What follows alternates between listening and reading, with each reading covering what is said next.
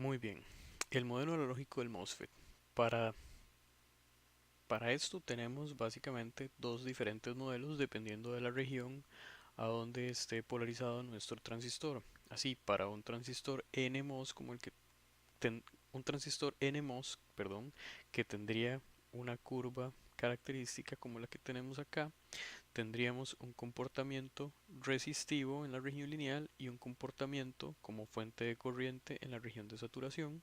Si no incluimos el voltaje, digo, el efecto de acortamiento de canal y si incluimos el efecto de perdón, si incluimos el efecto de acortamiento de canal, tendríamos una fuente de corriente conectada a una resistencia en paralelo. Bien, como ejercicio teórico, ¿cómo se ve una curva corriente-voltaje de una resistencia?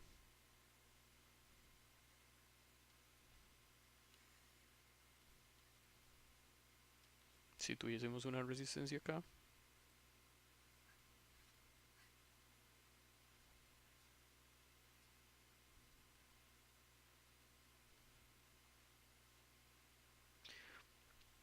¿cómo se vería su curva VI? Correcto. Se vería como una línea con una pendiente igual a 1 sobre R, ¿verdad? Ahora sí, ¿cómo se vería una fuente de voltaje? Vamos a cambiarle color acá.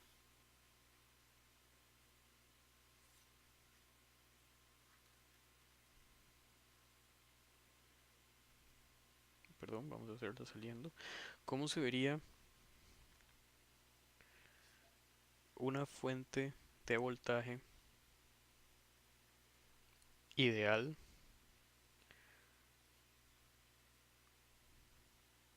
en este gráfico? ¿Cómo sería su curva V versus I?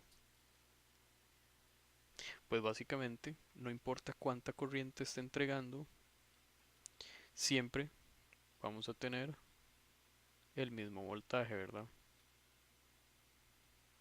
Y una fuente de corriente ideal, pues será aquella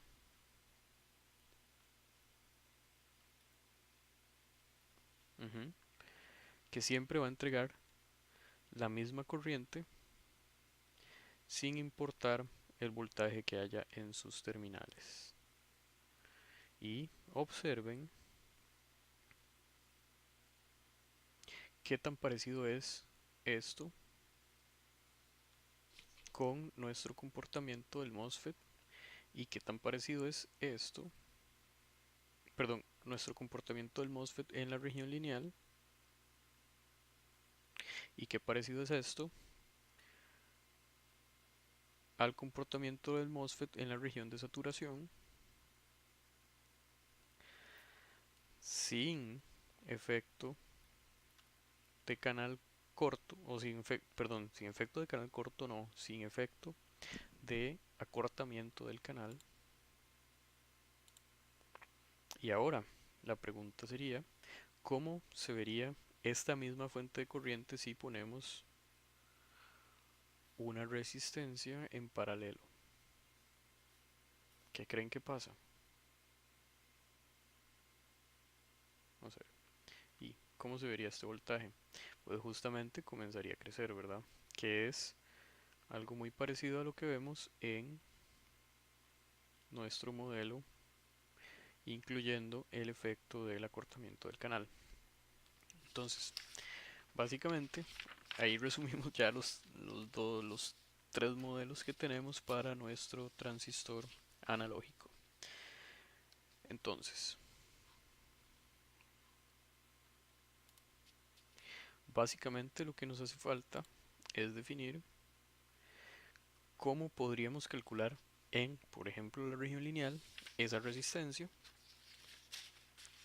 o la resistencia del canal a la cual nosotros aproximamos el transistor o el comportamiento del transistor en la región lineal.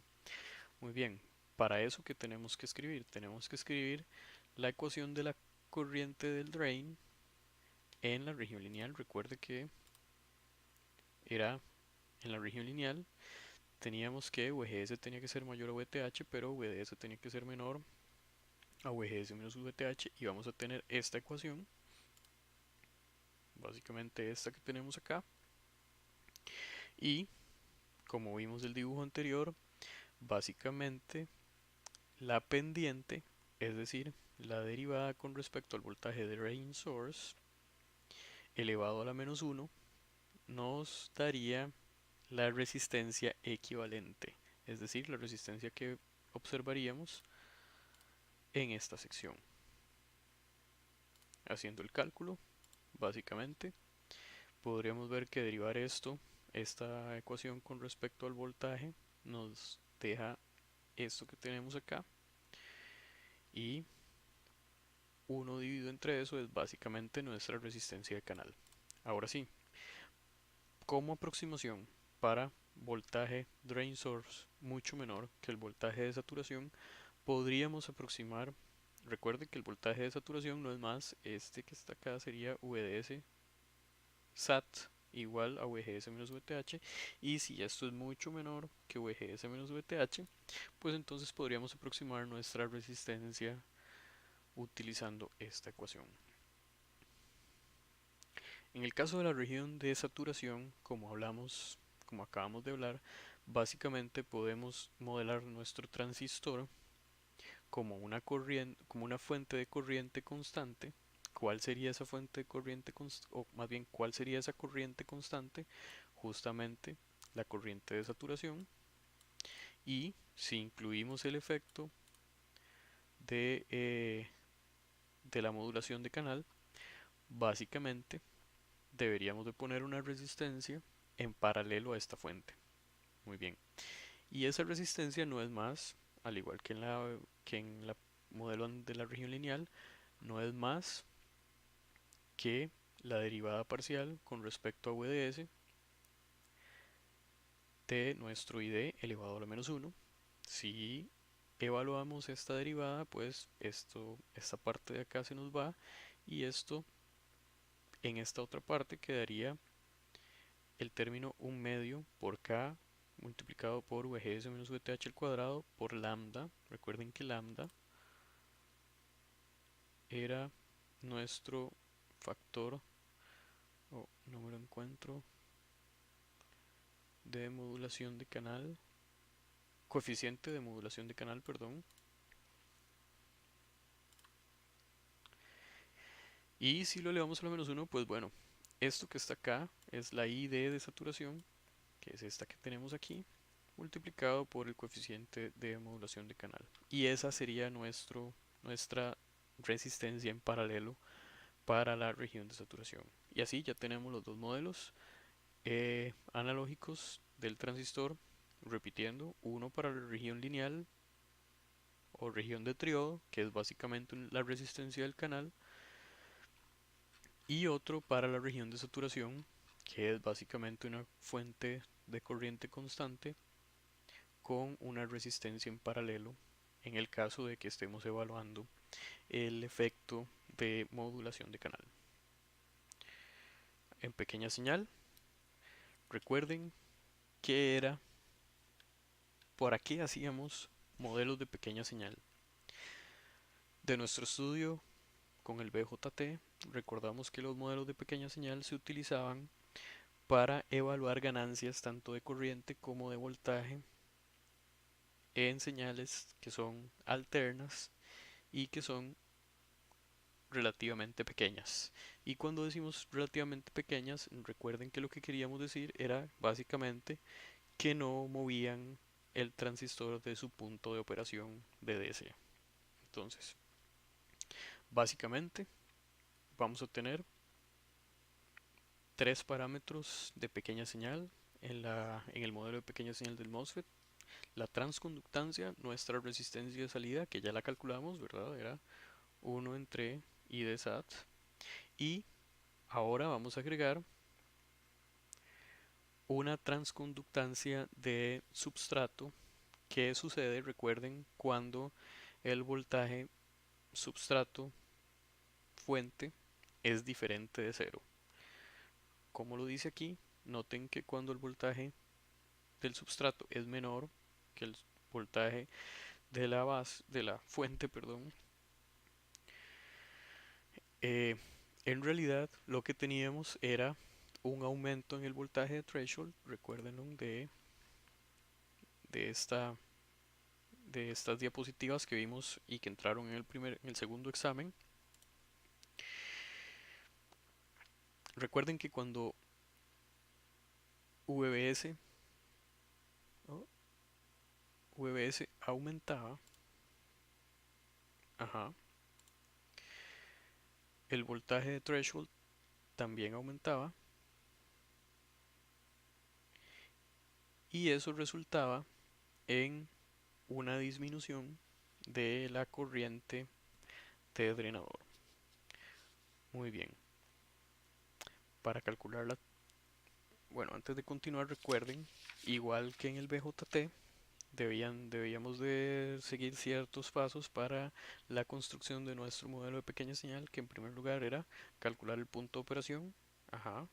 En segundo lugar, una vez obtenido el punto de operación, o sea, las corrientes y los voltajes de las terminales en DC, podríamos calcular nuestra transconductancia, nuestra impedancia de salida, y en este caso también podríamos calcular nuestra transconductancia de substrato. Entonces, ¿qué era la transconductancia? Bueno, aquí lo tenemos. Básicamente es la pendiente de la curva característica ID versus VGS, evaluada en un punto de operación, es decir, la derivada de nuestra corriente de drain con respecto a un VGS constante. Si evaluamos esa definición, podemos encontrar o podemos calcular nuestra transconductancia como sigue aquí. O podríamos hacer la raíz cuadrada de 2K por ID, ID, recuerden, la corriente de saturación, o podríamos calcularla como 2 veces ID dividido entre VGS menos VTH. Muy bien. La resistencia de salida, ya hablamos de ella, es básicamente 1 dividido entre el coeficiente de modulación de canal multiplicado por la corriente de saturación. Y la transconductancia del substrato es la derivada parcial de la corriente del drain con respecto a un voltaje substrato fuente constante. Aquí lo que podemos ver es básicamente que nuestro ID, si vamos a incluir el efecto del substrato, lo que cambiaba, recuerden, era el voltaje de threshold, y entonces si evaluamos nuestra, nuestra definición de transconductancia de substrato, podríamos calcularla como nuestra transconductancia, la que ya calculamos acá, multiplicada por un factor que solamente depende de la derivada parcial del voltaje de threshold con respecto al voltaje perdón, substrato fuente. Y básicamente, si derivamos el, la ecuación que define el voltaje de threshold con dependencia del voltaje substrato fuente, es básicamente evaluar esta ecuación acá, y si lo hacemos vamos a encontrar que tenemos esta ecuación. Y con esto básicamente podemos calcular la transconductancia de substrato que se incluiría en nuestro modelo de pequeña señal entre el drain y el source como una fuente de corriente controlada por una transconductancia. Y, muy importante, se me olvidaba, este modelo de pequeña señal no incluye los efectos capacitivos, porque estamos hablando de un modelo de pequeña señal en baja frecuencia, obviando todas las capacitancias parásitas que estudiamos para el transistor. Ahora, conforme la frecuencia aumenta, todas estas capacitancias comienzan a jugar un papel importante y debemos incluirlas. Así, nuestro modelo de pequeña señal en alta frecuencia, pues básicamente va a incluir todas las capacitancias que vimos en el video pasado, es decir, la que hay entre el drain y el gate, entre el drain y el bulk, entre el bulk y el source, y entre la compuerta y la fuente. Y solo como para recordar, recuerden que para obtener el modelo de pequeña señal, básicamente, en primer lugar, tenemos que obtener el punto de operación por medio de análisis de circuitos, ya sea Kirchhoff, nodos, mallas, lo que ustedes quieran, y las ecuaciones características de nuestro dispositivo, que en este caso las repasamos, son todas estas, ¿verdad? Dependiendo de la región en la que nos encontremos y si estamos utilizando o no la modulación de canal.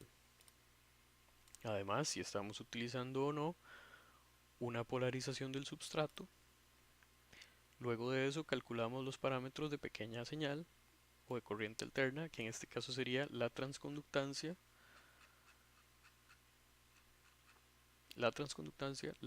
resistencia de salida y la transconductancia del substrato.